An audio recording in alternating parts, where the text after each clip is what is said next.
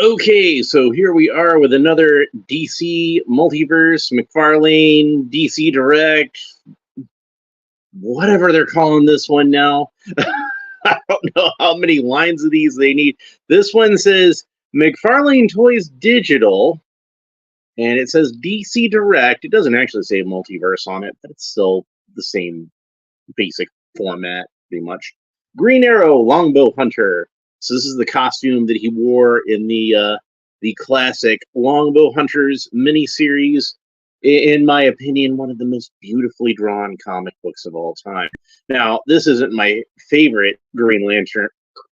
This isn't my favorite Green Arrow costume. That's still this bad boy. I have the original Superpowers Green Arrow. I had to 3D print him a new bow and arrow, though, since mine is lost to the ages. This is actually from the Robin Hood Prince of Thieves line. It's a recreation of that rather than the actual Superpowers one, because I like the way that the arrow, you can flick it out of there. It's pretty cool. So anyway, this is my second favorite Green Arrow costume. So like I said, we wore it in that comic series, and I really liked it. And then the follow-up ongoing series, which I'd read some of, but not all of it. It wasn't quite as good as the Longbow Hunters miniseries because Mike Grell only wrote it and didn't do the artwork. As I remember, like, there were some pretty decent artists on it, but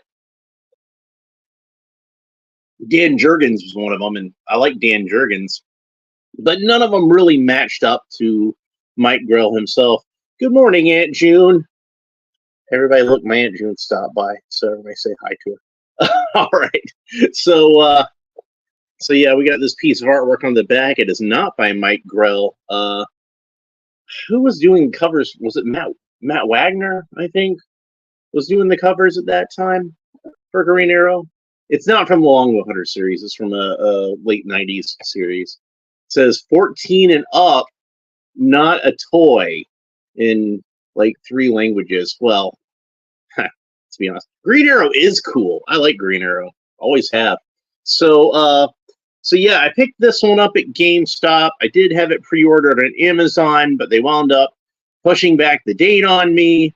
And I'm like, since I don't even know when this is going to come out from Amazon, and it's right here at GameStop, I might as well just buy it. And then the gift cards that I'd put towards that, I'll just put them towards something else. So that's fine. But yeah, I haven't really opened one from this particular line, subline, whatever you want to call it. But so we can have a look-see at the packaging. I like this font, especially on Batman, which I don't have the Batman figure from this line yet, because it does remind me a lot of the font from the Silver and Golden Age Batman logos. So I like that. That's probably why they picked that particular font, because it looks kind of like that one. Anyway, let's go ahead and open them up. I realized also the other day that I forgot when I was opening up the manga Batman that I forgot to take the figure stand out of there. So I guess I'll go ahead and get the figure stand out while I'm thinking about it. I guess I just kind of forgot about it because, you know, those collector edition ones, they don't have the figure stand and they don't have the trading card on the backing. So I got kind of distracted, but it's off now. So there's the figure stand from that. This one, I think, has a different figure stand. Well, different printing on the figure stand. So we'll see that momentarily. There's the figure itself out of the box. Let's set that aside. And then we have, we got a bubble here with 2 cards on it. And one of them is the McFarlane Digital redemption code card with a serial number on it. I haven't opened any of these yet, so I don't know exactly what that's going to be. I do not like the backing on this one as much as the regular backing on the other DC figures I opened up that have images of comic books and whatnot. This just has like this kind of, is it the Spawn emblem? Yeah, it's the Spawn emblem, just kind of repeated over and over again. And there's a rubber tab holding the plastic bubble onto the cardboard. Why? I was still able to get them out, so it's useless. It's more useless even than a rubber tab usually is.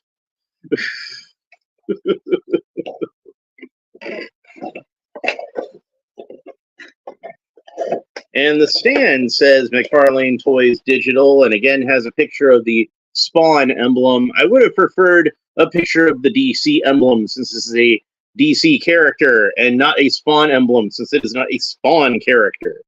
I understand that Todd McFarlane owns Spawn and it's kind of like his trademark, but you know, Hasbro owns the Transformers. I don't want my Spider-Man action figure stand to have an Autobot symbol on it. You know what I mean? You get what I'm saying? It doesn't need to have a picture of Mr. Potato Head on it just because Hasbro owns Mr. Potato Head. It's, you know, Spawn put him on his own action figures, obviously, but he don't need to be on the DC stuff. Okay. Anyway, so here's the trading card, same image we had on the back of the package. You know, I would suggest, if anybody from McFarlane Toys is out there listening, that maybe they start giving credit to the artists on the backs of the trading cards. So that way, when I'm looking at it, I'm like, I think this is Matt Wagner. I could look at back and see, oh, yep, definitely is Matt Wagner. Or, nope, I was wrong. It was not Matt Wagner. It was Phil Hester or somebody like that. So here's what the back looks like. And it says, McFarlane Toys Digital, Green Arrow. Real name, Oliver Queen. Oliver Queen is the Green Arrow. Well, you just told me that. A hero who uses his skills as an expert archer to bring justice to the streets of Seattle. Yeah, during this miniseries, he moved to Seattle, and that was his base of operations for the ongoing series afterwards. He was not in Star City as he usually is. By the way, here's what the digital thing looks like. I'm guessing they're all going to look the same, but just so you get a look at it, that's what it looks like. Where was I? Oh, yeah. Facing assassins and superpowered villains while dealing with secrets from his own family's past, the Green Arrow is determined to bring justice to the streets of his city, one arrow at a time. That sounds more like a description of the Arrow television series. Unless you count that Green Arrow, Oliver Queen, before he was Green Arrow, had knocked some girl up and they had a son named Connor Hawk that he didn't know about till years later. And, you know, that character later became the second Green Arrow. But speaking of Green Arrows, here are some Green Arrows. Got a nice clump of them all stuck together. That'll stick in his quiver, obviously. And then one singular Green Arrow. There we go. Got a little warped when I pulled it out of the package, but it's a really soft plastic. Very soft for something like that, I would say. And then, since he is a longbow hunter, he has a longbow. So let's go ahead and pull that out also. Yeah, when Mike Grell was doing his run on Green Arrow, he actually did not have Green Arrow fight any supervillains. He was trying to do a more realistic take on a superhero. And in fact, while he does refer to himself as Green Arrow in the miniseries, I don't believe anybody ever refers to him as Green Arrow. Certainly not in the ongoing series, if I remember correctly. At least as long as Mike Grell was on the book. So here is the longbow. It is brown. This is just supposed to be a simple wooden bow. It doesn't have a string on it. Doesn't have any way to attach a string to it. There are certain safety regulations that they have to follow for toys, and despite the fact that this says it's not a toy, it's a toy. Call a shovel an ice cream scoop, but it's still a shovel. You can say this isn't a toy, but it's still a little plastic man that has articulation to it. That's an action figure. And action figures are toys. So I don't care what the lawyers say. This is a toy. Come on. And if it's not a toy, then why does it have all these rubber tabs holding it in the package? All right. Looking forward to having a look at this once I get him out. All right. And he made some noise.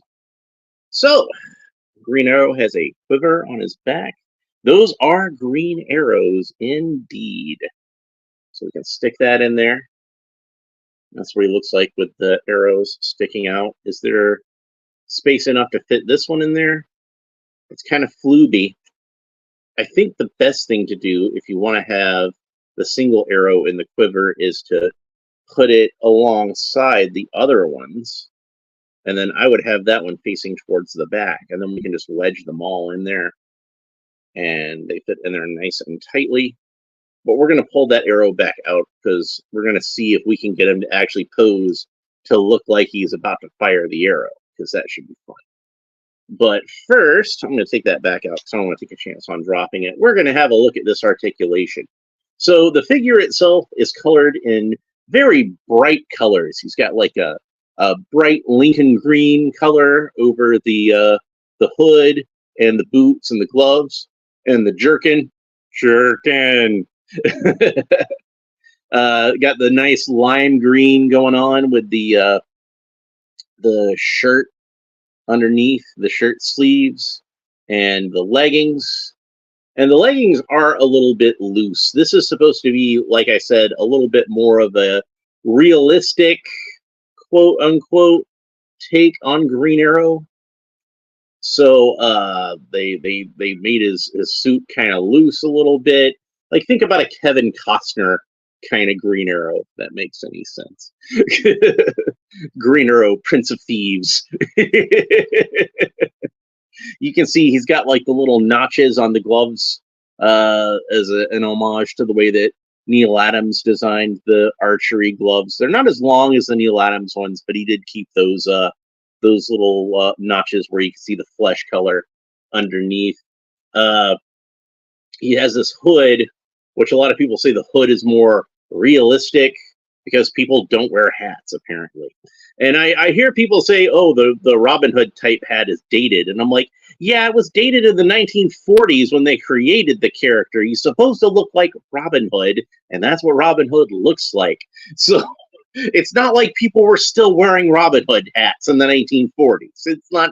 It's supposed to be a historical looking costume, basically. I don't mind the hood, though, to be fair. And honestly, it does make sense in Seattle with all that rainy weather that he would want to have an outfit with a hood on it. That having been said, I had some concerns about how this is going to affect the articulation, especially with a character that's supposed to be shooting a bow and arrow, because you can see like the hood itself, while it is kind of a soft rubber, it's only going to have so much give as far as posing the heads. So when I have him turning his head, you see the hood just kind of stays in place there. So let's go ahead and see if we can do something with this. So let's, he doesn't have any extra hands. He's got like one gripping hand over here and one hand over here. You can see it's got like the fingers in kind of a pose where hopefully he should be able to hold the arrow pretty well. And the hands do seem to be out of a fairly firm kind of plastic. So I'm having to really work to get this arrow in here, or this bow, I'm sorry. Man, maybe if I put it in this way and kind of try to twist it so it gets up under the thumb, that might be the best way to do it. And even still, I kind of feel like this thumb is getting kind of bunched up underneath there in a way where it really shouldn't. There doesn't seem to be anything for the arrow itself to rest on, or any kind of clip or anything that the arrow can hold. So we are going to have to, if we're going to try to get him into a proper archery pose, we're going to have to make sure that this arrow can fit in between these two fingers. So let's see if I can get a good pose out of it. We're going to do this before we actually go over the articulation, like, formally. But we will talk about that. So in between the first two fingers, there's a little bit of space, and I'm going to try to fit the arrow into that little bit of space. But like I said, this plastic is a bit more firm than I would like it to be. And the arrow is a bit more flaccid than I would like it to be. So I'm kind of pushing rope here. Okay, so there we go. That fits in there quite nicely, wouldn't you say? Okay, so let's try and see if we can get this. I think that looks pretty good. What do you think? Huh? Huh? So we're able to get a pretty decent pose out of him as far as if we want to get him to shoot an arrow. Now, that having been said, I do think it would work better if this hood was, less attached to the vest and more attached to his head, because it does look a little weird with him with the hood kind of being shifted like that. But not too bad. You want a character that's an archer to actually look like he can fire a bow and arrow. It's funny. I've actually been watching Archer on Netflix recently. I was talking to We Had That, good friend of mine, and I was telling him how I was watching Archer on Netflix, and I'd only seen I'd only watched my way through the whole show a couple of times, and there were a few seasons at the end I haven't seen yet, and I'm on the Danger Island season right now, by the way. But he said yeah, I got kind of tired of that show because they kept having flashbacks to the island, and I'm like, well, they don't really get to Danger Island until like the 9th season. Oh, you think I'm talking about Arrow? I'm talking about Archer. Sterling Archer, the world's most dangerous spy. He's like, oh. Another reason they probably should have called that show Green Arrow instead of just Arrow, because I doubt he would have made that. God, I doubt that confusion would have happened otherwise. Yeah, he does look pretty good holding the bow. I mean, the figure itself just looks good in general. I think they did a really good job with him. So I'm pretty happy with how this one turned out. So let's go ahead and we'll talk about the articulation.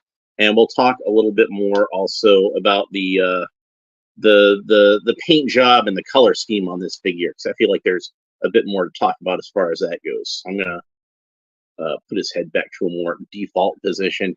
I think it looks good like that. I think like if I tilt his head just like that, it looks pretty good within the hood. And he has a very long goatee. It's about as long as my beard, actually. So even though it's mostly done in this Lincoln green and the more sort of lime green color, there is a little bit of a paint wash to the vest, and there is some sculpted detail to the vest, like some texture, and it kind of brings out the texture very nicely, I think, and a little bit of shading on the lighter green portions as well, I think. But just a very little bit.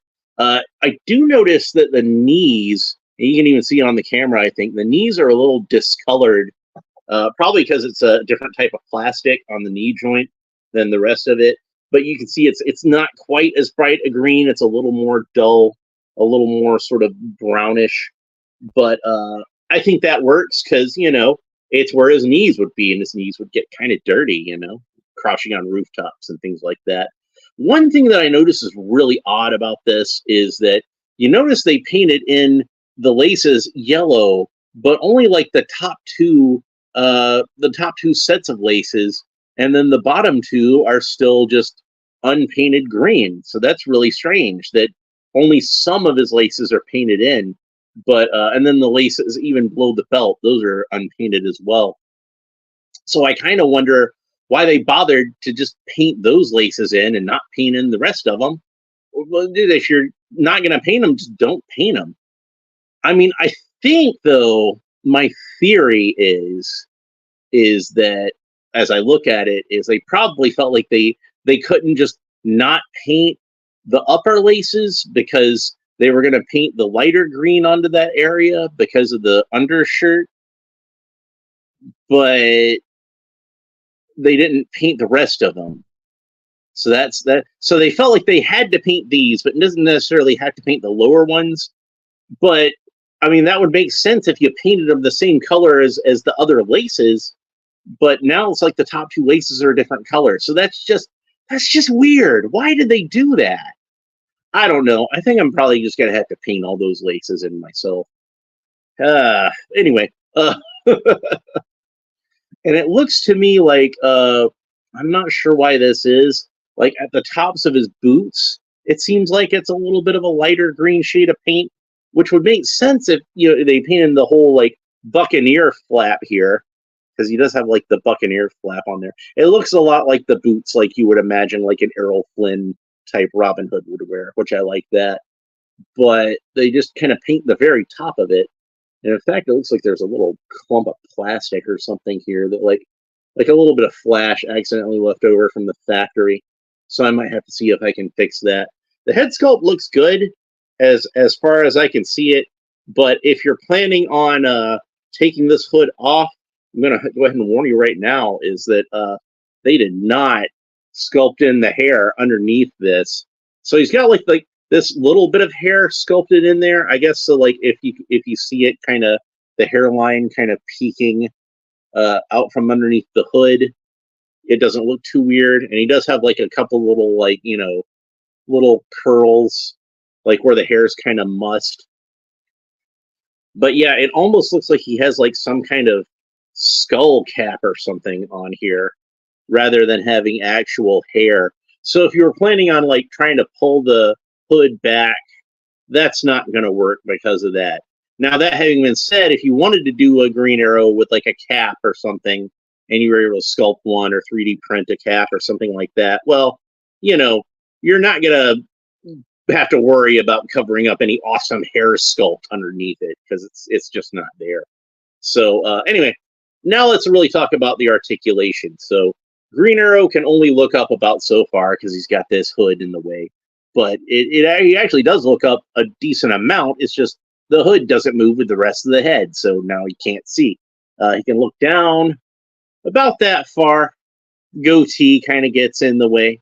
But again, if you tilt his head down too far, it looks kind of goofy in that hood, so the hoods don't move around. You want to make sure that you have the head posed in such a way where this hood doesn't look goofy, obviously. So the arms rotate all the way around, of course, and they look like they move up about that far, which is pretty decent. He does have a bicep cut, and unfortunately, they did not hide that bicep cut very well. So, it doesn't.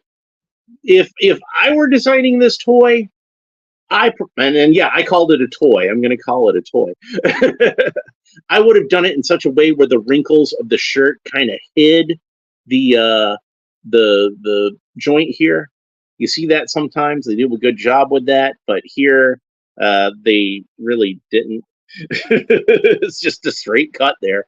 So he does have the double jointed elbows, and those do work out pretty well there. Doesn't seem to be any articulation at the cuff of the glove. The wrists rotate all the way around, and they're on a ball joint, so you can get some good articulation out of those. He does have this kind of the vest is like this rubber sheath that fits over the top part of the figure. So I believe there is some articulation underneath here. You can at least turn the waist. And it does seem like there's at least like a little bit of an ab crunch or something underneath it. But you can only get so much movement out of it because of that vest. But I do believe that underneath this vest there is the same sort of torso articulation we're used to from a DC figure. Since I've got, it is a toy. Since I've got Nightfall Batman next to him, we can see him next to what Batman would have looked like during this era of comics, the late 1980s, early 1990s. I remember there was a crossover event between the Detective Comics annual and the Green Arrow annual and the Question annual, with all three of these guys teaming up. And it makes me really wish that Mcfarlane would just go ahead and do a Question figure already, because we need that Question figure. I'm a big fan of the Question. What can I say? Getting back to the articulation on this guy, he can kick up about that far. Obviously, he's got the tail of the jerkin that kind of hinders it somewhat. So he can only bend his legs up about that far. He does have double jointed knees, good range of motion on those knees there, so that's good. No boot cut, but he does have the nifty Mcfarlane ankle articulation, so you can move his angle around any which way you want to. So this is a pretty good figure of Green Arrow. I'm pretty happy with it. I would imagine if you're the type of person that this is your favorite design for Green Arrow, then you're going to be even happier with this figure than I am. Personally, like I said, it's not my most favorite design for Green Arrow, but it's one I really like. And I would imagine that this would be my favorite figure of Green Arrow in this line until Mcfarlane actually does the Neil Adams design for Superpowers. Oops, this arrow fell off. By the way, since I already have this particular costume for Green Arrow in the Superpowers line, since I have the original Superpowers Green Arrow, I would very much appreciate it if for his own Superpowers line, actually, Mcfarlane did this version of Green Arrow, because I think that would be really cool. And then do this one for the Multiverse line. And then I can have both versions of Green Arrows in both lines. So that would be a lot of fun. But I'm pretty happy with how he turned out. I really like the colors. They're nice and bright, very eye-catching. In fact, I would argue that they're actually probably a bit brighter than the colors on this costume should be, but I'm not going to complain about that, because I do think that the colors work out really well. So I'm not going to complain about that at all. Although if they did at some point want to do one of these where it's a little bit darker in terms of the color scheme, like if the vest and everything were the color of the vest on this version of Green Arrow, I think that would be really cool, and I would approve of that. But I like the way all these colors work together with the Lincoln green and the lime green and the kind of reddish brown that they have on his quiver and his belt and everything, and that gold G on the belt. It all stands out really nice. This is a really sharp, eye-catching figure, and he's going to look great with the other Justice League members on the shelf. So kudos on a very well-designed figure of probably, if not the best Green Arrow costume, I would say it's at least the second best Green Arrow costume. And it's from probably my favorite Green Arrow comic book story, so that's nice. So it might not be my favorite Green Arrow costume, but it's still got a special place in my heart just because of that. So that's why I'm happy to have this figure. Longbow Hunters, great comic. Check it out if you're interested in reading some good Green Arrow comics. I would recommend those. I'd recommend, of course, the classic Green Lantern, Green Arrow run from the 1970s. Denny O'Neil and Neil Adams can't do better than that as far as Bronze Age comic book creators go. It is kind of a preachy series, but the characterization of Green Arrow is perfect in there. That's pretty much how I like to think of the figure. Also, Kevin Smith's run on Green Arrow in the late 1990s, that was some good stuff. Or early 2000s, was it? I don't know. Quiver, and I think he did some other storylines after that, but Quiver was the main one. But I'd highly recommend any of those. So that's pretty much it for Green Arrow. Hope you enjoyed this video. If you did, make sure you like and subscribe, all the fun YouTube stuff down below. Leave a comment. Let me know what you think about this figure and Green Arrow in general. And I've got some more cool stuff coming up. I did manage to get also some more Superpowers. We got Guy Gardner. We got the new Black Manta, who actually is in black. We got, if I can find where I sat her, Evelyn from the Filmation line. And we got, still have to open this Man-at-Arms from the Filmation line. Got a Masterverse Triclops coming up to open. The new Masterverse Triclops, the new Eternia version. So we got some cool stuff coming up. So if you don't want to miss any of that stuff, make sure you like and subscribe. All the fun YouTube stuff down below. Leave a comment. Let me know what you think. We will talk to you next time. Bye.